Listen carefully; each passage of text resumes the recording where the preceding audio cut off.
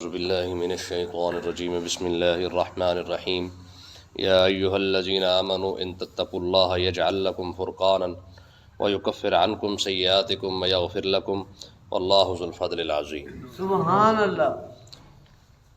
کل کے سبق کے اندر پیسے اور اولاد کے بارے میں اللہ تبارک و تعالیٰ نے ارشاد فرمایا کہ یہ تمہاری آزمائش ہے۔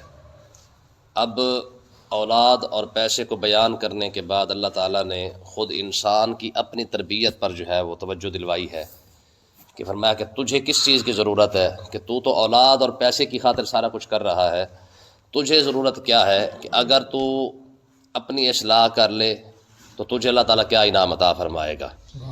تو اس پر اللہ تبارک و تعالیٰ نے ارشاد فرمایا یا ایھا الذین آمنوا ان تتقوا اللہ، فرمایا اے ایمان والو اگر تم اللہ سے ڈر جاؤ، اگر تمہارے دل میں تقوی پیدا ہو جائے۔ تقوی کا مطلب کیا ہوتا ہے کہ جس چیز سے شریعت نے منع کیا ہے اس سے اپنے آپ کو بچا لینا، یا یوں کہہ لیں کہ شریعت الہی کے احکامات پر عمل کرنا اور جس سے اللہ تعالیٰ نے روکا ہے اس سے رک جانا، یہ تقوی ہے۔ میں کہ اگر تمہارے اندر یہ شرط پیدا ہو جائے، یہ چیز پائی جائے کہ تم اللہ سے ڈر جاؤ، تو اللہ تبارک و تعالیٰ پھر تمہیں کتنے انعام عطا فرمائے گا، اس کی لسٹ اللہ تعالیٰ نے یہاں بیان فرمائی ہے۔ میں کہ اگر تم اللہ سے ڈر جاؤ تو یجعل لکم فرقان، پہلا انعام اللہ تعالیٰ تمہیں یہ عطا فرمائے گا کہ اللہ تعالیٰ تمہیں فرقان عطا فرما دے گا۔ اب فرقان کس کو کہتے ہیں؟ میں فرقان اس نور کو کہا جاتا ہے جس سے بندہ حق اور باطل کے اندر فرق کر سکتا ہے۔ یعنی اللہ تعالیٰ تمہیں ایسا نور عطا فرما دے گا جس سے تمہیں پتہ چل جائے گا کہ حق کیا ہے اور باطل کیا ہے۔ ٹھیک ہے، یہ پہلا انعام ہے جو اللہ تبارک و تعالیٰ عطا فرماتا ہے بندے کو۔ آقا علیہ الصلوۃ والسلام ایک دعا مانگا کرتے تھے کہ پروردگار مجھے چیزوں کی اصلیت دکھا دے، چیزوں کی اصلیت دکھا دے۔ مطلب کیا ہے کہ بعض اوقات ہوتا یہ ہے کہ اندر کچھ ہوتا ہے اور باہر کچھ ہوتا ہے، اور انسان دھوکہ بھی ہمیشہ اسی چیز سے کھاتا ہے، ہمیشہ ظاہر کو دیکھ کر کھا جاتا ہے۔ تو آقا علیہ الصلوۃ والسلام یہ دعا مانگا کرتے تھے کہ پروردگار مجھے جو ہے وہ چیزوں کی اصلیت، یعنی جتنی بھی احکام چیزیں موجود ہیں، انسان ہے، جنات ہے، جو کچھ بھی موجود ہے، مجھے ان کی اصلیت دکھا کہ اصل کیا ہے۔ ٹھیک ہے، تو اللہ تبارک و تعالیٰ نے ارشاد فرمایا کہ کسی شخص کے لیے یہ بہت بڑا انعام ہے کہ اللہ تبارک و تعالیٰ اسے فرقان کا نور عطا فرما دے۔ لیکن شرط وہی ہے کہ پہلے ان تتقوا اللہ، تم رب سے ڈرو، پھر رب تمہیں یہ نور عطا فرمائے گا۔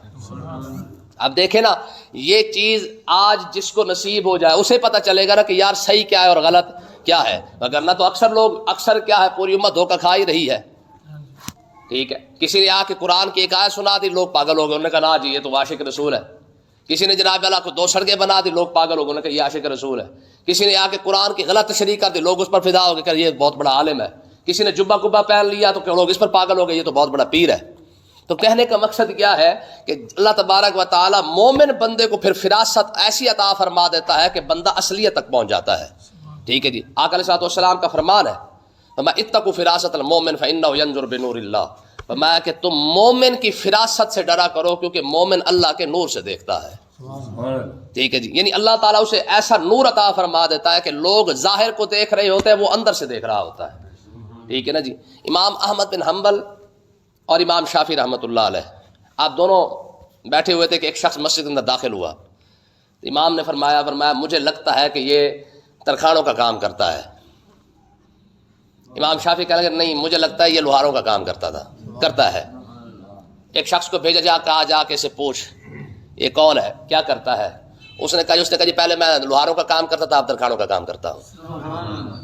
سمجھ آئی کہ نہیں آئی؟ مقصد کہنے کا یہ ہے کہ اللہ تعالیٰ مومن بندے کو پھر ایسی نظر عطا فرماتا ہے کہ لوگ یہاں دیکھ رہے ہوتے ہیں، وہ وہاں تک دیکھ رہا ہوتا ہے۔ کہ جب شرط یہی ہے ان تتقوا اللہ، اگر رب کا خوف بندے کے اندر پیدا ہو جائے پھر اللہ تعالیٰ یہ نور عطا فرماتا ہے۔ اور جس کو یہ نور مل گیا سمجھ لو کہ پھر اس کا تو سارا حساب سیدھا ہو گیا ہے۔ اگر یہ نور جس سے آج لوگ اسی نور سے تو معروم ہو گئے، لوگوں کو پتہ ہی کوئی نہیں کہ حق کیا ہے۔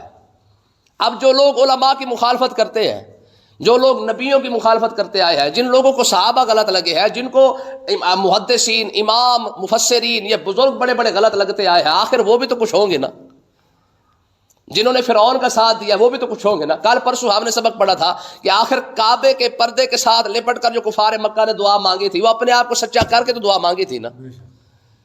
1000 بندہ جو ابو جہل کی کمیٹی کے ساتھ چلا تھا، ابو جہل کو سچا سمجھ کے آیا تھا نا، آخر ان لوگوں کے دماغ پر ایسا پردہ پڑا تھا نا جن کو مصطفیٰ کریم کی ذات جو ہے سچی نظر ہی نہیں آئی ہے.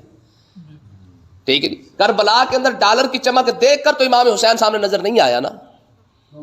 تو کہنے کا مقصد یہ ہے کہ یہ رب کی طرف سے ایک بہت بڑا انعام ہے کہ اگر بندے کے دل کے اندر صرف ایک بات فرمایا، ان تتقوا اللہ، تم صرف رب کا ڈر پیدا کر لو. ٹھیک ہے جی. جیسے تم گناہ چھوڑتے جاؤ گے اللہ تعالیٰ تمہیں نور عطا فرماتا جائے گا. سبحان اللہ. ٹھیک ہے جی. آقا علیہ الصلوۃ والسلام نے کیوں فرمایا؟ فرمایا گناہ کی نحوست یہ ہے کہ ایک تو اس سے دل کالا ہونا شروع ہو جاتا ہے، دل سیاہ ہونا شروع ہو جاتا ہے، اور دوسری صورت یہ ہے کہ جیسے انسان گناہ کرتے کرتے کرتے جب اس پر مداومت ہمیشگی اختیار کر لیتا ہے نا، ایک وقت وہ آتا ہے کہ دل اتنا سیاہ ہو جاتا ہے کہ بندہ گناہ کو گناہ بھی نہیں سمجھتا ہے. یہ لاسٹ سٹیج ہے، یہ لاسٹ سٹیج ہے بالکل، کہ انسان گناہ کو گناہ بھی نہ سمجھے. ایک بندے کو پتہ ہی نہیں چل رہا کہ وہ گناہ کر رہا ہے یا ثواب کا کام کر رہا ہے. ٹھیک ہے. میں نے آپ کو بتایا تھا کہ فلم بنانے والے نے کہا تھا، اس نے کہا جی اس سے ہم لوگوں کو ہدایت دے رہے ہیں، سیدھا راستہ دکھا رہے ہیں. آخر اس کا بھی تو دماغ ہوگا نا جو یہ سمجھتا ہے کہ فلم بنا کے میں لوگوں کو سیدھے راستے پر لگا رہا ہوں. ڈرامے والوں سے پوچھ کے دیکھ لے جو ڈرامے بناتے ہیں، وہ کہتے ہیں جی ہم اس سے اچھا پیغام دے رہے ہیں. تو پیچھے بچ تو ناچنے والے گئے، وہ بھی تو کیسے نہیں جی ہم اس سے، ناچنے والے بھی نہیں بچے ہیں، وہ کہتے ہیں جی ہم اس سے معرفت کی منزلیں حاصل کر رہے ہیں. ٹھیک ہے نا جی. اب دیکھیں نا یہ ملنگ کمپنی یہ بھی تو لگی پھرتی ہے نا، جن کے دماغ میں یہ بات بیٹھی ہوئی کہ نماز پڑھنے والے غلط ہے، مسجد آباد کرنے والے غلط ہے، ہاں ٹھمکے لگانے والے صحیح ہیں. جو ناچ کر اپنے آپ کو مست سمجھ کے، اپنے آپ کو ملنگ سمجھ کے، وہ بھی تو سمجھتے ہیں نا کہ یار ہمیں رب کی معرفت حاصل ہو رہی ہے. اگر رب کی معرفت نماز کے بغیر کسی کو حاصل ہوتی اور ہو سکتی تھی اور ہوئی ہے تو وہ آقا علیہ الصلوۃ والسلام کو تھی. لیکن آقا علیہ الصلوۃ والسلام نے تو آخری وقت تک نہیں چھوڑی ہے. حضور کے آخری دن جو آخری لمحات تھے، بالکل آقا علیہ الصلوۃ والسلام غالباً سیدنا صدیق اکبر اور مولا علی رضی اللہ تعالیٰ عنہ، غالباً یہ 2 صحابہ تھے یا کوئی اور بھی ہو سکتے ہیں، یہ 2 صحابہ کے کندھے پر حضور ہاتھ رکھ کر جو ہے وہ مسجد کے اندر تشریف لائے تھے. اور صحابہ کرام کہتے ہیں کہ کیفیت یہ تھی کہ آقا علیہ الصلوۃ والسلام کے پاؤں مبارک زمین کے ساتھ جو ہے وہ لگتے آ رہے تھے اور لکیریں بنتی جا رہی تھیں. یعنی کمزوری اور نقاہت اتنی ہو چکی تھی کہ حضور علیہ الصلوۃ والسلام بغیر سہارے کے مسجد تشریف نہیں لا سکے. اگر نماز کسی پر معاف ہوتی تو آقا علیہ الصلوۃ والسلام پر معاف ہو جاتی. حضور باقاعدہ امتی کے پیچھے بیٹھ کے نماز پڑھ رہے ہیں اور جماعت کے ساتھ نماز پڑھی ہے. ہمارا ملنگ بغیر نماز کے معرفت لے رہا ہے اور لوگ سمجھتے بڑا پہنچا ہوا ہے. اس لیے میں کہتا ہوں کہ یہ ایسے لانتی ہیں جس کے بارے میں قرآن کہتا ہے یا ایھا الذین آمنوا ان کثیرا من الاحبار والرہبان لیاکلون اموال الناس بالباطل ویصدون عن سبیل اللہ. میں یہ ملنگ ایسے شیطان ہے خبیث، یہ ساری دیہڑی لوگوں سے صرف کھانے پینے کے لگے رہتے ہیں، اس کے علاوہ ان کو کوئی کام نہیں ہے. حضور نے 2 بندوں کے بارے میں فرمایا کہ 2 بندے اللہ کے حبیب ہیں، انا حبیب اللہ القاسم حبیب اللہ. روزی روٹی کمانے والے کو حضور نے اللہ کا حبیب کہا اور یہ مفت کی توڑتے پھرتے ہیں. بات سمجھ آئی کہ نہیں آئی؟ تو مطلب کیا ہے؟ فرمایا تم رب کا ڈر پیدا کر لو، اللہ تعالیٰ تمہارے درمیان نور پیدا فرما دے گا. دیکھیں نا، ایاک نعبد و ایاک نستعین پڑھا نا، عاشق رسول نظر آیا، علماء فسادی نظر آئے. آخر وہ بھی تو قوم لگی پھرتی ہے نا، جن کو عمران خان سچا نظر آتا ہے. وہ بھی تو لوگ ہیں جن کو نواز شریف سچا نظر آتا ہے، جس کو زرداری سچا نظر آتا ہے، سیاسی لیڈر سچے نظر آتے ہیں. ہاں مذہبی رہنما جن کو دہشت گرد لگتے ہیں، فسادی لگتے ہیں، مولوی فسادی لگتے ہیں. آخر یہ بھی تو ہے نا، طبقہ لگا پھرتا ہے. بات سمجھ کہ نہیں آئی؟ تو اللہ تعالیٰ نے ارشاد فرمایا کہ یہ بہت بڑا انعام ہے کہ مومن بندے کے لیے. کون سا؟ ان تتقوا اللہ، تم رب کا خوف اپنے دل میں پیدا کر لو. کیمرے کی آنکھ بھی تو دیکھ رہی ہے نا. یہ ظالموں نے بڑی بڑی تصویریں بنا کر جناب اللہ دیواروں پر لکھ دیا ابھی کیمرے کی آنکھ دیکھ رہی ہے. کاش یہ کہا ہوتا نا کہ رب دیکھ رہا ہے. کیمرے کی آنکھ کا مطلب پتہ کیا ہے؟ کہ لائٹ چلی جائے، کیمرہ بند ہو جائے، پھر جو مرضی کر لو. کیونکہ کیمرہ جب تک دیکھ رہا ہے تب تک ڈرتے رہو. جب کیمرہ بند ہو جائے پھر کیا کرو؟ پھر تمہاری مرضی، جو مرضی کرتے رہو. ہاں اگر یہ کہا ہوتا نا کہ رب دیکھ رہا ہے تو پھر انسان وقت کا ولی نہ بن جائے.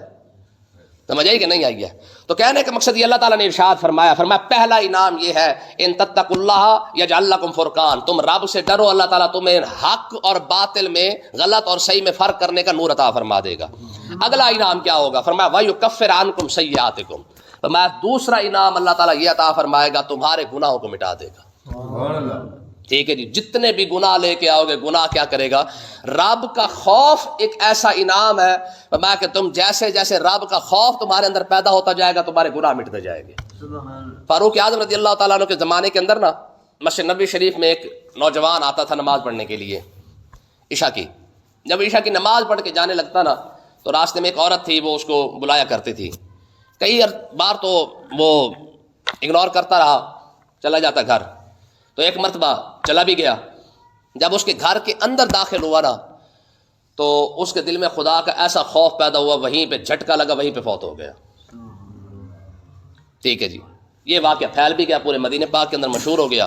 فاروق اعظم رضی اللہ تعالیٰ عنہ جو ہے وہ اس کے گھر تشریف لائے تو اس کا بابا ہی تھا، صرف ایک بڈھا بابا بیٹھا ہوا تھا۔ تو آپ نے فرمایا بابا کیا بنا؟ اس نے کہا جی سیدھی سیدھی بات ہے، یہ بات ہے، نوجوان جو ہے اس حساب سے فوت ہوا ہے۔ تو آپ نے ارشاد فرمایا مجھے اس کی قبر پر لے چل۔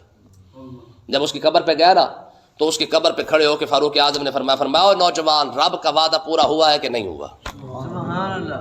وعدہ کون سا تھا؟ فرمایا وَلِمَنْ خَافَ مَقَامَ رَبِّهِ جَنَّتَانِ، فرمایا کہ جو بندہ رب کے خوف سے ڈر جائے اللہ تعالیٰ اسے 2 جنتیں عطا فرماتا ہے۔ ٹھیک ہے، تو فاروق اعظم نے اس واقعے کی طرف اشارہ کیا، اس آیت کی طرف اشارہ کیا۔ فرمایا مجھے یہ بتا، وہ جو رب نے وعدہ کیا ہے وَلِمَنْ خَافَ مَقَامَ رَبِّهِ جَنَّتَانِ، کہ جو رب کا خوف پیدا کر لے گا، ڈر جائے گا، اسے میں 2 جنتیں دوں گا۔ تجھے 2 جنتیں ملی ہے کہ نہیں ملی ہے؟ بھائی اس قبر سے جو ہے وہ نوجوان نے آواز دیکھا ہے، اس نے کہا امیر المومنین رب نے اپنا وعدہ پورا کر دیا ہے، مجھے اللہ تعالیٰ نے 2 جنتیں عطا فرما دی ہے۔ لیکن رب کے خوف کا یہ انعام ہے، یہ کوئی چھوٹی موٹی بات تو نہیں نا۔ اللہ تعالیٰ نے یہ فرمایا میں جنت دوں گا۔ واحد خوف خدا والا شخص یہ ہے جس کو اللہ تعالیٰ نے فرمایا تجھے 2 دوں گا۔ اب جنتیں تو 7-8 ہے، ٹھیک ہے۔ اب 2 جنتوں کا مطلب کیا ہے کہ ایک کوٹھی مثال کے طور پر لاہور اور دوسری کوٹھی کراچی ہو، تو بندہ وہاں جائے تو وہاں بھی اپنا گھر ہے، یہاں جائے یہاں بھی اپنا گھر ہے۔ تو یہ مطلب ہے جنت الفردوس میں بھی بندے کو اپنی کوٹھی مل جائے، جنت النعیم کے اندر بھی بندے کو اپنی کوٹھی مل جائے، تو 2 جنتیں تو اللہ تعالیٰ نے عطا فرما دی نا۔ تو مقصد کہنے کہ یہ اللہ تعالیٰ نے ارشاد فرمایا پہلا انعام کیا تھا کہ تجھے نور عطا فرما دوں گا، تجھے غلط نظر آ جائے گا، صحیح نظر آ جائے گا۔ وَيُكَفِّرْ عَنْكُمْ سَيِّئَاتِكُمْ، اور دوسرے انعام کیا دوں گا؟ تمہارے گناہ کو مٹا دوں گا۔ اور اگلا کام فرمایا وَيَغْفِرْ لَكُمْ، تمہاری بخشش بھی ساتھ فرما دوں گا۔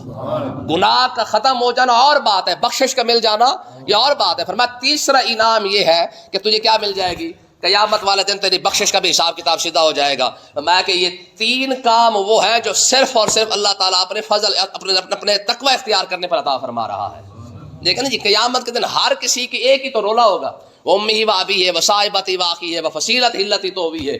قیامت کے دن تو ماں بھی دودھ پیتا بچہ اٹھا کے گئی پروردگار اسے جہنم میں ڈال، مجھے چھوڑ دے۔ ہاں قرآن مجید نے یہ نقشہ کھینچا نا سارا، ٹھیک ہے۔ یا عباد اپنا الاخلاء یومئذ بعضهم لبعض عدو الا المتقین، فرمایا قیامت کے دن جتنے یار ہوں گے سارے ایک دوسرے کے دشمن بن جائیں گے۔ ٹھیک ہے جی، لیڈر ہم تیرے ساتھ ہے اور فلاں تیرے ساتھ ہے، قیامت کے دن کوئی کسی کے ساتھ ٹھیک ہے جی۔ وہاں تو اماں بھی جان چھڑوا کے کہے گی کہ اگر تو اپنا حساب کتاب سیدھا کر، اگر میں بچ جاؤں یہی بڑی بات ہے۔ اور حدیث پاک ہے فرمایا قیامت کے دن عیسیٰ علیہ السلام کی والدہ حضرت سیدہ مریم صدیقہ، ٹھیک ہے جی، حضرت مریم جناب عیسیٰ علیہ السلام کو کہیں گے کہ عیسیٰ میں تیری ماں ہوں، تیری خاطر میں نے تانے برداشت کی ہیں، لوگوں کی باتیں صحیح ہیں، آج میری سفارش کر۔ تو عیسیٰ علیہ السلام رب کا جلال دے کے کہیں گے پروردگار آج اے میری اماں، آج رب صرف مجھے بخش دے، یہی کافی ہے، میں سفارش نہیں کرتا۔ انبیاء کا یہ عالم ہوگا۔ تو اللہ تعالیٰ نے ارشاد فرمایا واللہ ذو الفضل العظیم، چوتھا انعام دیکھیں جی، فرمایا ان تتقوا اللہ کا، یعنی اگر اللہ سے ڈر جاؤ تو اللہ تعالیٰ چوتھا انعام کیا عطا فرمائے گا؟ فرمایا کہ چوتھا انعام یہ ہے کہ واللہ ذو الفضل العظیم، اللہ تعالیٰ بہت بڑے فضل والا ہے۔ فضل کا مطلب ہوتا ہے اضافی عطا فرمانے والا، ایک ہے عمل کے برابر عطا کرنا، وہ ہو گیا بدلہ، یعنی جتنا عمل کر کے آئے تھے اللہ تعالیٰ نے اس کا بدلہ عطا فرما دیا، جتنی نیکیاں کی تھی اس کا ثواب عطا فرما دیا ہے۔ فرمایا واللہ ذو الفضل العظیم، صرف اللہ تعالیٰ صرف اتنا نہیں عطا فرمائے گا بلکہ ذو الفضل کا مطلب یہ ہے کہ زیادہ عطا کرنے والا، جہاں تیرے عمل ختم ہو جائیں گے اللہ تعالیٰ اس سے بھی زیادہ تجھے عطا فرما دے گا۔ ایک ہوگا حساب کتاب کا سیدھا ہو جانا، ٹھیک ہے جی، اتنی نیکیاں کی تھی اتنا ثواب مل گیا، بخشش ہو گئی ہے، معافی مل گئی ہے، جنت بھی مل گئی ہے۔ فرمایا یہ ہے تیرا حساب کتاب، ٹھیک ہے۔ اور اگلا کام ہے جو اللہ تعالیٰ محض اپنے فضل سے عطا فرمائے گا۔ یہ حدیث پاک ہے، فرمایا ایک بندے کو قیامت کے دن جنت کے اندر بلا کے اللہ تعالیٰ ارشاد فرمائے گا، فرمایا میرے بندے کچھ مانگ۔ وہ عرض کرے گا پروردگار کیا مانگو، سارا کچھ تو مل گیا ہے، ٹھیک ہے جی، کھانا پینا فری ہے، کوٹھی ویسے مفت میں مل گئی ہے، وہ بھی ہیرے اور جواہرات کی بنی ہوئی ہے، ٹھیک ہے جی، باقی ساتھی بھی اچھے مل گئے ہیں، خدمتگار بھی ہے، سارا کچھ تو ہے، کیا مانگوں؟ حدیث پاک کے اندر ہے رب اسے یاد کروائے گا فلانی شے مانگ، ٹھیک ہے، فلانی شے وہ مانگ، ٹھیک ہے جی۔ وہ عرض کرے گا پروردگار فلانی شے دے دے، اللہ تعالیٰ عطا فرمائے گا وہ فلانی رہ گئی وہ بھی مانگ، ٹھیک ہے جی۔ وہ پھر عطا فرمائے گا، وہ پھر مانگے گا، پھر عطا فرما دے گا۔ پھر اس کے بعد حدیث پاک کے اندر آتا ہے کہ رب اسے یاد کرواتا جائے گا، پھر بندہ مانگتا جائے گا، پھر رب عطا فرماتا جائے گا۔ اس کے کرم کے انداز ہی مختلف ہے نا، یعنی آپ یاد کروائے گا بھی فلانی شے نہیں ہے وہ بھی مانگ، فلانی شے نہیں ہے وہ بھی مانگ، فلانی شے نہیں ہے وہ بھی مانگ، ٹھیک ہے جی۔ ہمارے بزرگ فرماتے ہیں یہاں دنیا کے اندر نا انسان کا جو ذہن ہے نا وہ 5 سے 10% کھلا ہے، یعنی 5 سے 10% انسان کے ذہن نے ترقی کی ہے، یہاں تک پہنچ چکا ہے۔ ابھی 90% اس کا دماغ بند پڑا ہوا ہے، ٹھیک ہے۔ پر بعد قیامت کے دن اللہ تبارک و تعالی انسان کا سارا دماغ کھول کے نا، جب پورا دماغ کھول کے پھر فرمائے گا اب مانگ۔ تو آپ خود اندازہ کریں کہ اگر 10% دماغ کام میں لگایا ہے تو یہاں تک پہنچ چکا ہے، جب 90% کھل جائے گا، ٹھیک ہے، تو پھر انسان کیا کچھ مانگے گا اور پھر وہ کیا کچھ عطا فرمائے گا۔ یہ تقوی کا انعامات ہے کہ صرف بعض بندہ اللہ کا تقوی اختیار کرے، رب سے ڈر جائے تو اتنے بڑے بڑے انعامات اللہ تعالیٰ نے بندے کو عطا فرما رکھے ہیں۔ اللہ تعالیٰ سمجھنے کی توفیق